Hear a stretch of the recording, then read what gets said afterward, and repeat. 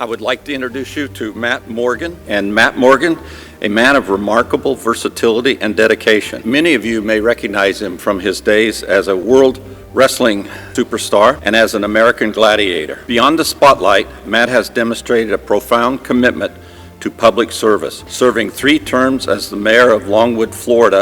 I think he deserves a round of applause for being able to handle that politically. And recently being re-elected to the Longwood City Commission in November 2024. Perhaps most inspiring is his role as a devoted father to his son on the autism spectrum, which has fueled his advocacy and support for the autism community. Welcome, Matt.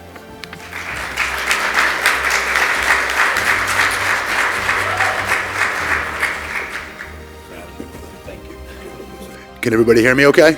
I'm former WWE superstar, former American gladiator, Matt Morgan, like you just heard, multi-time mayor in this great city of Longwood, Florida. I always start off my talks with that because I'm proud of those. I'm proud of those achievements.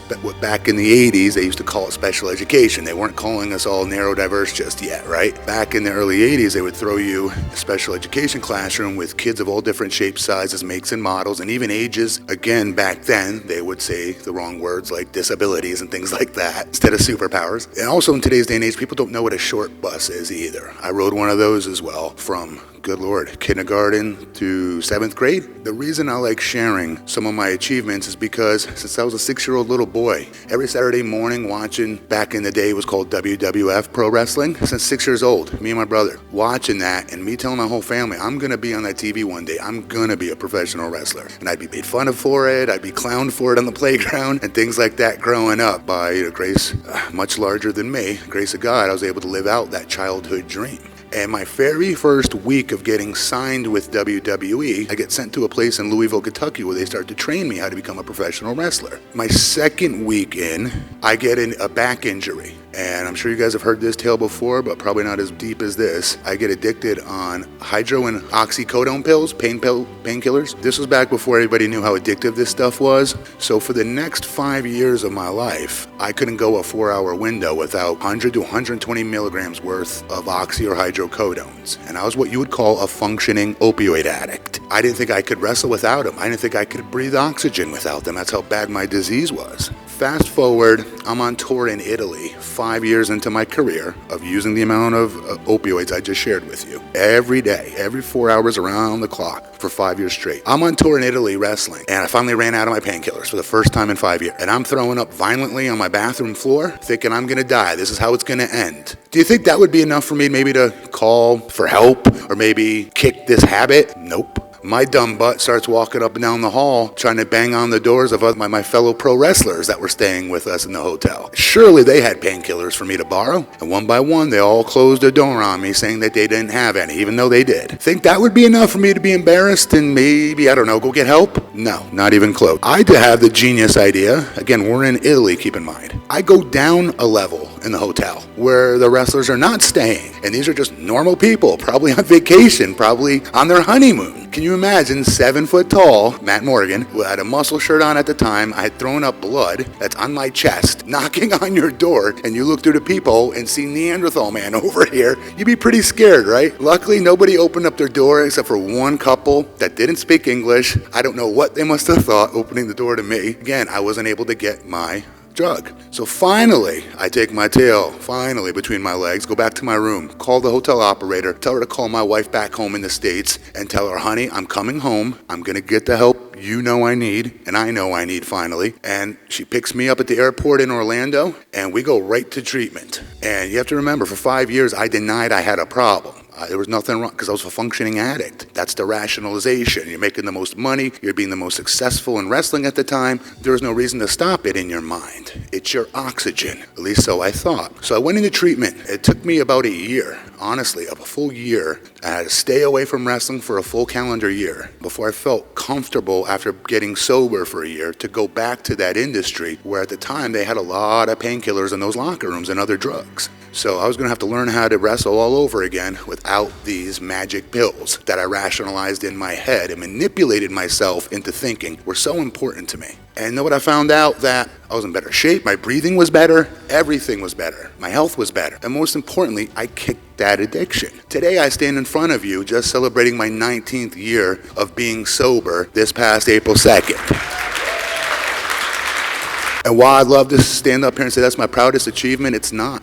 See, for 12 years, during this whole time that I just explained to you, my wife and I were told we can't have children. My wife by herself was told she cannot procreate. Me by myself was told I can't procreate. So together, we had like negative percentage chances of having children. So we still tried. We went through 7 different bouts of IVF with ICSI. None of them worked. That's the most, basically the most expensive way you can go. It's like 20 grand a pop, if I remember right. We don't have money like that. We tried to do everything we could. We really wanted to be parents. That was my biggest dream.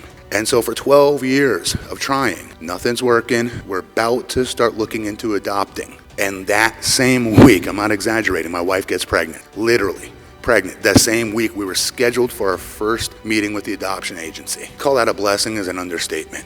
Best part of this is, fast forward, my son Jackson being born in the delivery room and me holding him for the first time. He came through an emergency C-section, so we were very worried about him in the beginning. And holding him, finally, when I was allowed to, this feeling came over me that I'm going to retire from pro wrestling. And at this time, guys, I'm in my 13th or 14th year of my career. In wrestling, that's your prime. Wrestling, you could do 20 to 25 years if you keep yourself healthy, which I always was. I rarely ever got injured from wrestling, except in the beginning with my back that eventually caused my painkiller addiction. But long story short, this feeling came over me, so I was set to come back to WWE and re-debut for them in 2014 as a surprise comeback, if you will. Every night, wake up with him every morning. He needs to have his dad. I can't go on the road because with wrestling, you guys, you're on the road 5 days a week of every month of every year. There's no off season. God bless those that can do that. I had wrestled long enough to be smart with my money. I did it for 13, 14 years. It was time for me to retire. So the owner understood that, let me out of my contract. You think the rest is history, but it's not. My son is my proudest achievement. Being a dad is my proudest achievement. And that retiring when I did was the right call because just 2 3/4 years later after his birth, he was diagnosed as nonverbal autistic, severely so. And to this day, Jackson is 11. He's still labeled as nonverbal, but I will argue there are certain words he can say. We use a multitude of different language. He signs. He uses his machine. When he doesn't want to talk, he pushes and pulls me into things and tells me what he wants that way. We try to get him not to do that because others you can't just do that with once he gets older, and he's going to be a beast like me more than likely.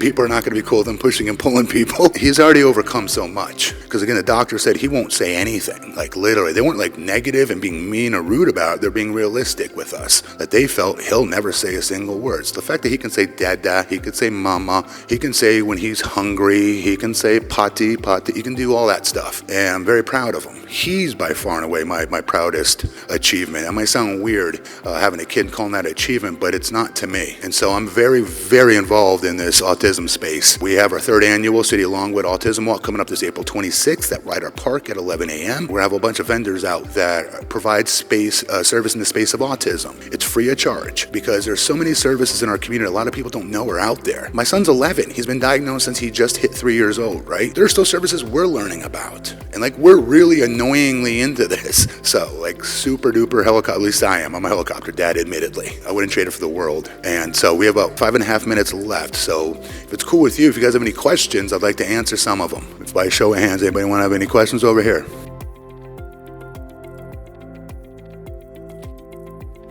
I love that. Thanks for asking that. That's part of my story as well, and his story more importantly. When we found out my son was autistic, at first we were nervous. Are we good enough parents to handle this? And then it hit me. And I wasn't just saying this to make my wife feel better about it, or maybe it was something we did to have caused this. What did I do wrong with my health? Did my addiction cause? Like all these things go in your head. And then I realized, I was like, God don't make mistakes, number one. Number two, did he make us wait 12 years?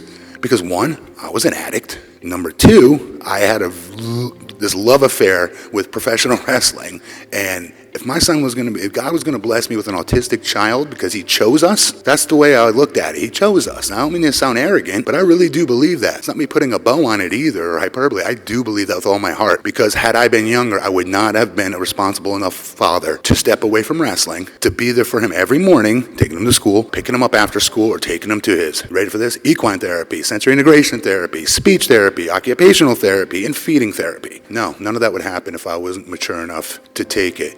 And it was an honor. It still is to this day. I still felt like we were chosen. My wife feels the same way. Yeah. So I'd say like maybe first 5 minutes of the diagnosis, I came to that. It all made sense because I wondered why I'd pray out loud, like, why are you making me wait to be a parent? I watch all these horrible news things with kids dumping babies in dumpsters and like horrible things on the news of people that don't want their kid. We're begging you for a child, Lord, literally. Come on. What do we got to do? And it was maturing and being able to be responsible enough. That's a very big responsibility for everybody in this room. I'm sure everyone here especially knows this. Not outside our space. They don't get it, but you all get it. That was a great question. Thank you for asking that.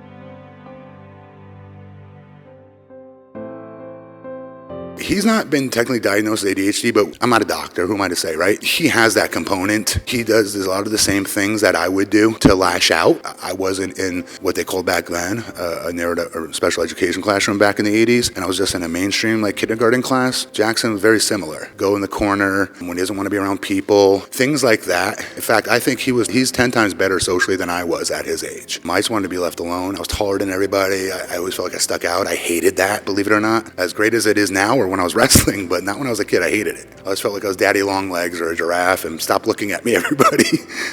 Yeah, my second question is, as a parent, how did you feel supported by the school, your son? And is there anything that you would change? We just opened a school in DeLand for neurodivergent kids. Yes. Neuro-inclusive, actually, not What's just the neurodivergent. name of it? Sands Academy. We're in DeLand. I've already heard of you.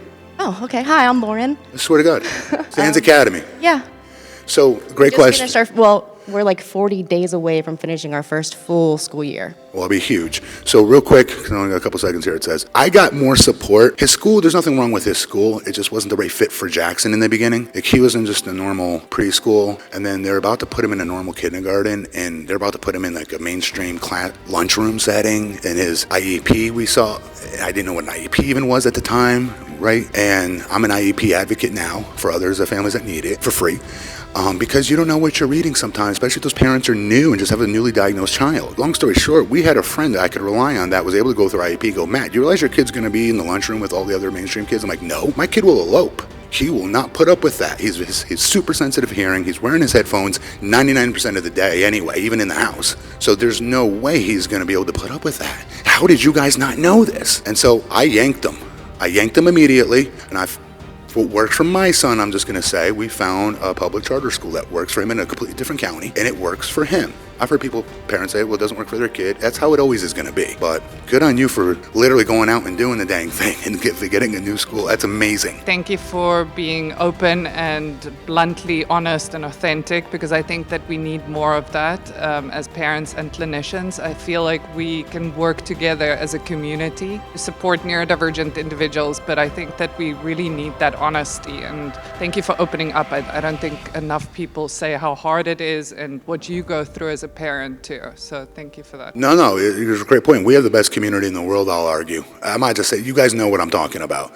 You can go on these different Facebook groups, right, of other moms and dads and get different pieces of advice that may work for your kid. It may not work for your kid, but it all comes together. Everybody comes together. Yeah, you get some know-it-alls that will swear up and down that you're an idiot and you don't know what you're talking about, and you get these little tips here and there, but that's in every community. Ours, it's not really like that. You have like a few, like maybe 1 percentile, as what I've personally seen. But 99, no. It's all love. It's all, hey, I've been there before. This is what you're probably going to go through. That kind of stuff and advice. It's really, that's why I love the community so much, as I do. Advice that you would give new parents that just came Newly into diagnosed? yes, and like the obstacles. One, try to get as many resources as you can. I'll just be honest, we're in Central Florida. UCF Card helped us immensely in the beginning. They were kind of like a quarterback coach for us. They were helping us, let us know what insurance we need that would be the best for our kids' therapies that, as we know, therapies don't really take insurance, and if they do, it's like a smidgen, and we're paying out of our you-know-whats to pay for these sessions and therapies, but we have to get them done. He has to have them. My advice, again, is to try to get as much information as you can. Reach out into our own,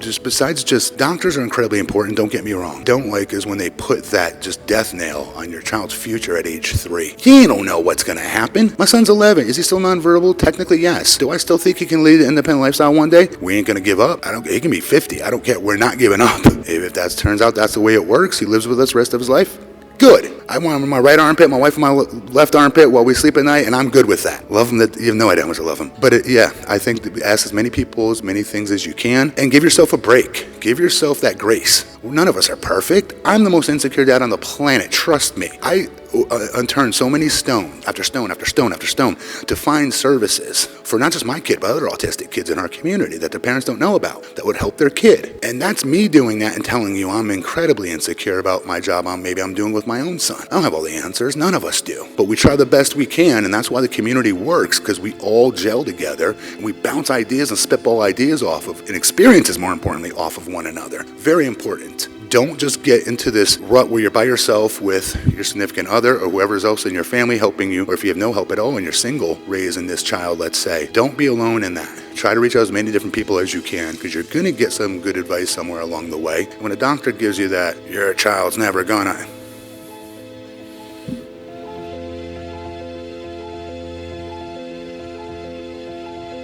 I got to be honest, I think as much as I push him to try to verbalize and sound out things, there's certain things he can't do that with. It's also about giving him a break, and I got to get better at that as a dad myself. Like, I feel like I push it too much sometimes. Like, he's just going to the refrigerator and he's giving me the sign language sign for a bake. He'll say for bacon, for example. He likes extra crispy bacon. That's his thing. It's his jam. He'll make the sign language sign for it and just say, Eka, Eka, Eka.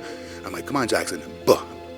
And I'll grab his hand, I'll put it on my mouth so he can feel the percussion of me saying buh, buh, buh, as loud as that was. So he can feel it. And it works with him where he can then reciprocate the vibration I'm putting, as silly it sounds, on his hand. He'll just stick it to me and have me do it. But again, that works for him. These kids are all like multitudes of different snowflakes, right? Different shape, sizes, makes, and models. Also, just as much, if you can, it's not exactly cheap, but speech therapy. And the hardest part for us is how long do you give that before you're like, is it time to yank your child and get him into a different speech therapist? I gotta admit, I think I'm not good at that. My wife is. My wife's much better at that than me.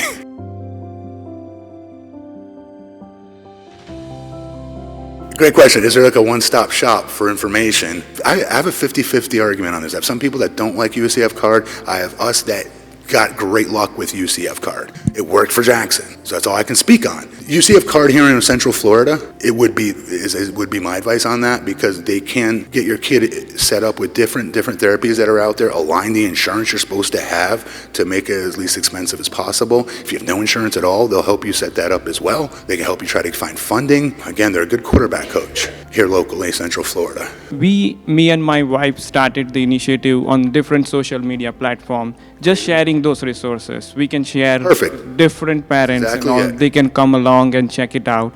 And so that way everybody knows that this organization is welcoming the neurodivergent kids. Perfect. Yeah. So just one source, just one LinkedIn post or any social media post can help. Just Yeah. And again, you're leading by example in creating that, right? There's Yes, tons of- absolutely. And we didn't find any common medium, so that's why I'm just trying to find like a brainstorm something with you maybe. My son's in that. We coach that league. Yes. Great league. Okay. Limited teams. Me and my wife will be creating, hopefully, a basketball league. Oh wow, that's I got to get out of office first. okay. That's definitely in the horizon. Have to do it. And my son plays Gliding Stars of Central Florida. That's another neurodiverse hockey team. Kids are on hockey skates. It's amazing. Like I get my hockey skates on because I'm supposed to coach my son out there with him, and I'm horrible. And he just goes around and he just makes me look like a fool. He's so good at it. And again, that's why you got to keep letting these kids. That's my other advice, real quick. We're gonna take a different question, sir. My other advice is get your kids to try different things that you wouldn't normally think. I'm a former college football, basketball player on scholarship.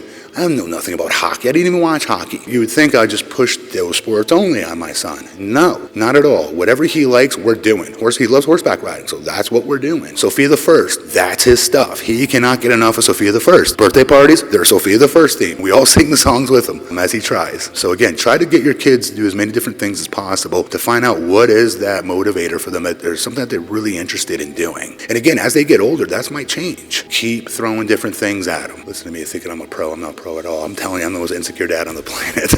Thank you all for having me. It's an honor. Huge honor.